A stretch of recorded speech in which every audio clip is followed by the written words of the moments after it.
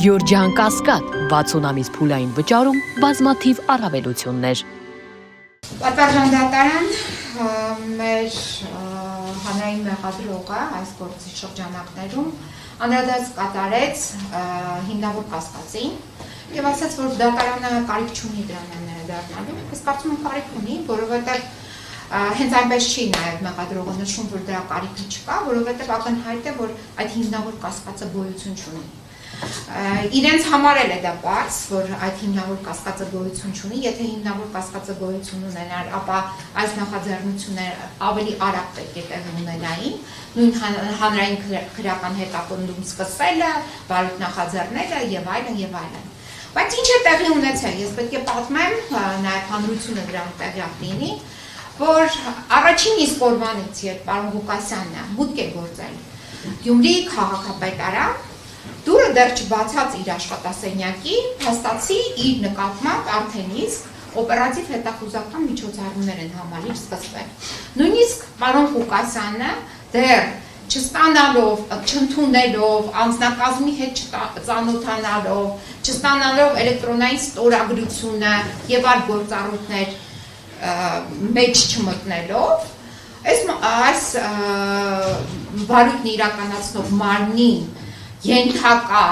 օպեր լիազորները սկսել են պարոն Ղուկասյանի նկատմամբ օպերատիվ հետախուզական գործունեություն ծավալել։ Ինչի համար հիմք ընդունելով ինչ-որ հանգամանքներ, բայց պարոն Ղուկասյանը դեռ չի ստանձնել պաշտոնը։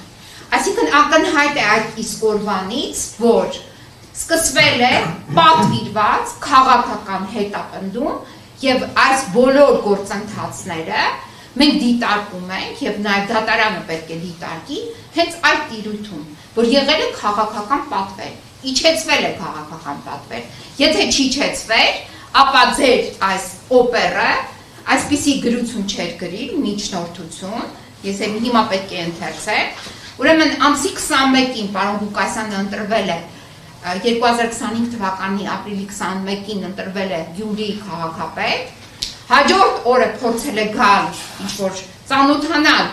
անձնակազմի հետ, այնուամենայնիվ երկար տարիներ նա չի եղել Գյումրի քաղաքապետ։ Նորից ընտրվել է եւ եկել է քաղաքապետարան։ Դեռ չի էլ մտել, հասցրել մտնի իր աշխատասենյակ, բայց այս օպերը արդեն գրում է, որ իրեն անհրաժեշտ է 25 ապրիլի 4 օր անց, իդեպ մեջտեղն են ոչ աշխատանքային օրեր են։ Օպերատիվ հարցում օպերատիվ տեղեկատվություն ձեռք բերելու համար միջնորդություն է ներկայացնում իր վերադասին։ Այսքան շատ կարճ նախադասություն է, մի քանի էջանոց հարգելի դատարան նաև ծանոթ է, հարգելի պաշտպան, ներողություն, որ ընդհատում եմ, ներողություն տիկին բոլորին ցույց տանք, հա։ Ներողություն, դատարանն արձանագրում է, որ այս պայմանությամբ ապացույցների կամ ապացույցների ձեռքբերման դեպված որոշումների կամ դրանց նախորդող գործընթացների գնահատում չի իրականացնելու, ընդհանուր տպավորության համար կարող եք բարձրաձայնել։ Հիմա բարձրաձայնում եմ հիմնավոր կասկածի հետ կապված, որովհետև ես չեմ ասում գնահատեն, բայց պետք է հանրությունն իմանա ոնց է ի վերջո ծնվել այս գործը։ Հիմա ստեղ մի քանի նախադասությամբ ինչ-որ մի հատ օպ է, ամսի 25-ին գրում է, որ իրան անհրաժեշտ են այսպիսի գործողությունները օպերատիվ հետախուզական։ Իրա վերադասնել որոշում է կայացնում, թույլ է տալիս Խեյդոյանը, ինչ-որ մի օպերատիվ հետախուզական վարչության 4-րդ բաժնի պետ, արդարադատության առաջին դասի խորհրդական, թույլ է տալիս այդ գործողությունները կատարել։ Գործողությունները կատարում են, ոչինչ չեն հայտնաբերում եւ գնում են, արդեն միջնորդում են, որպեսզի դիմեն դատարան պարոն Ղուկասյանին գաղտնա լսելու, ներքին դիտում, արտաքին դիտում, այդ թվում նաև իր բնակության վայրում, բնակարանում, որտեղ նա ապրում է երեխաների, թոռների, որդու, կնոջ, բոլորի հետ ապրում է, բայց այդ տարածքը պետք է ենթարկվի բոլոր այդ համալիր օպերատիվ հետախուզական միջոցառման հատուկ միջոցների շնորհիվ, տեխնիկական միջոցների, թե ինչի համար է բնակարանը այդպիսի դիտումներ անում, պարզ չէ։ Եվ դատարանը պարոն Չիչոյանի, Ժորա Չիչոյանի որոշման հաստատում է, որ այո պետք է թույլ տա նման միջոցառումներ իրականացնել։ Ոչինչ չեն հայտնաբերում, իդեպ այդ միջոցառումները ինչ որ վերաբերում են սկզբից, ինչ որ մի տարածքի վերաբերյալ ոչինչ չեն հայտնաբերում, նորից են գնում դատարան, պարոն Ժորա Չիչոյանը նորից է երկարացնում 2 ամսով այդ որոշումը, որից հետո էլի ոչինչ չեն հայտնաբերում, այդքան լսում են, գաղտնալսում են բոլոր տեղերում, բնակարանում, աշխատասենյակում, մինչև աշխատասենյակ մուտք գործելու այդ հատվածում, այդ թվում նաև ավտոմեքենայում, այդ թվում նաև հեռախոսների վերահսկով ուցում ոչինչ չեն հայտնաբերում։ 3-րդ անգամ են գնում, արդեն 3-րդ անգամը կառուցում են, ամբողջ գործընթացը տեղի է ունենում, ինչ որ մի ապօրինի շինարարության հետ կապված։ Այս ձեր հիմնավոր կասկածը։ Հիմա վկաներից եք խոսացել, հիմնավոր կասկածը դուք խնդրեցիք, որ դատարանը հանգարտ այդ հարցին չանդրադառնա, որովհետև որ որոշում կայացնի, ապա կլինի ակնհայտորեն անաչափ եւ ակնհայտորեն կանխական դիրքորոշում կհայտնի։ Բայց եթե ձեր նյութերը հիմնավոր կասկածի հետ կապված հիմնված են նման օպերատիվ հետախուզական միջոցառումների հիման վրա ձեր հավաքածը, որտեղ կծկտուր ինչ-որ մարդկանց խոսակցություն է, որտեղ չունեք ընդհանրապես մեկ վկա, որը կգա գետ մեկ վկա, որ կասի պարոն Ղուկասյանը իրենից ինչ-որ մի բան է պահանջել, ինքն է պատրաստվում էր դատա։ Դուք չունեք ընդհանրապես գետ մեկ վկա, որ նման բան ասի։ Մեր կողմից ձեզ եղել է միջնորդություն, որպեսզի առերես հարցաքննություն կազմակերպեք։ Դուք դա եք որոշել անտեսել եւ դա էլ չի իրականացվել։ Այսինքն չունենալով որևիցե մի անձ, որը կգար կասել, որ պարոն Ղուկասյանը ինչ որ ոչ իրավաչափ վարքագիծ է դրսևորել։ Ես ասում եմ ոչ իրավաչափ վարքագիծ, եւ չեմ ասում, որ գործողություն, որը պարունակում է հանցակազմ։ Դուք ասում եք, որ պետք չէ անդրադառնալ հիմնավոր կասկածին, բայց ինչի պետք է անդրադառնալ։ Հիմնավոր կասկած գոյություն չունի, ընդհանրապես գոյություն չունի։ Չունեք ոչ մի վկա, չունեք ոչ մի գաղտնալսում, ունեք կծկտուր կտրտած իրարից սխագրած ինչ որ մտքեր, որը դուք ինքներդ մեկնաբանել եք, որպես հանցակազմ պարունակող ինչ որ գործողություններ։ Սա է եղել ձեր դիրքորոշումը։ Հիմա անցնենք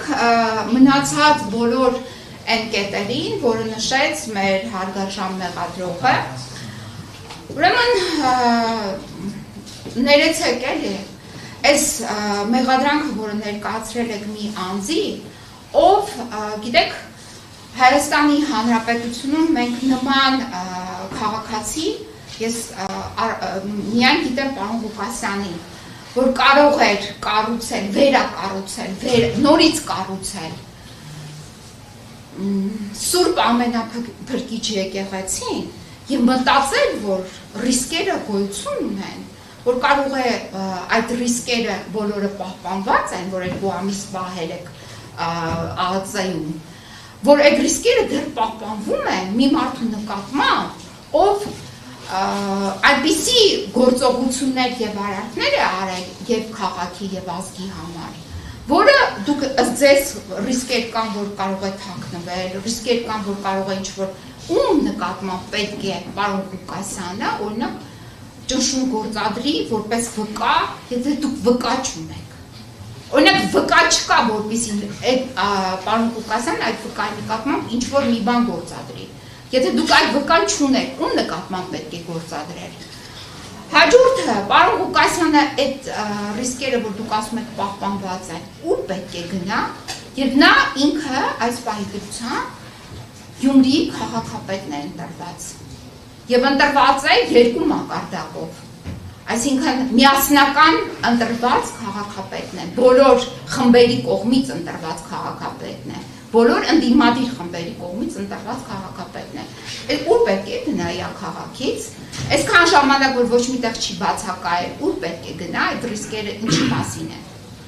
Պարզ չէ, այսինքն դուք այդ մասով է ոչինչ չասեցիք։ Ինչ վերաբերում է այլընտրանքային խափանամիջոցներին,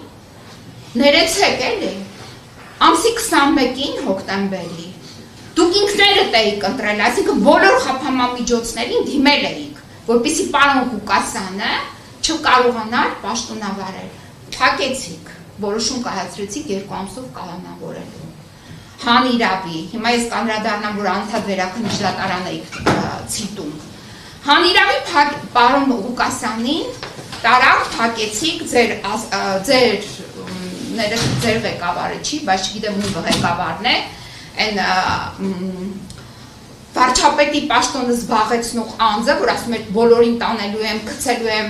ածը պատվալները, հիմա այդ հրահանգը, որը հնչեց նաև հոկտեմբերի 1-ին, դրանց անմիջապես հետո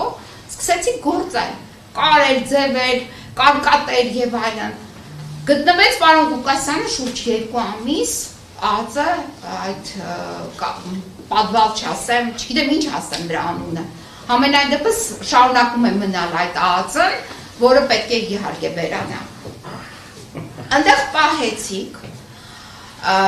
այս 2 ամիսների ընթացքում նաև ընդունել եք այլ անընտրանքային խափանամիջոց կիրառելու որոշում։ Կասեցրել եք պարոն Ղուկասյանի լիազորությունները եւ դրա հետ մեկտեղ ընտրել էիք բացակայելու արգելք։ Այդ ընտրությունը արել էիք, հետո մենք որ դա բողոքարկեցինք, որոշեցիք, որ չէ, այդ ընտրությունը քանի որ արել եք, դա հնարավոր չի, մեկը մյուսին բացառում է, որոշեցիք այդ այլընտրանքային խափանամիջոցները ըստ ձեզ վերացնել, բայց դա չի նշանակում, որ այդ ձեր կողմից կայացրած որոշումը իրավասու չէր շարունակել մնալ եւ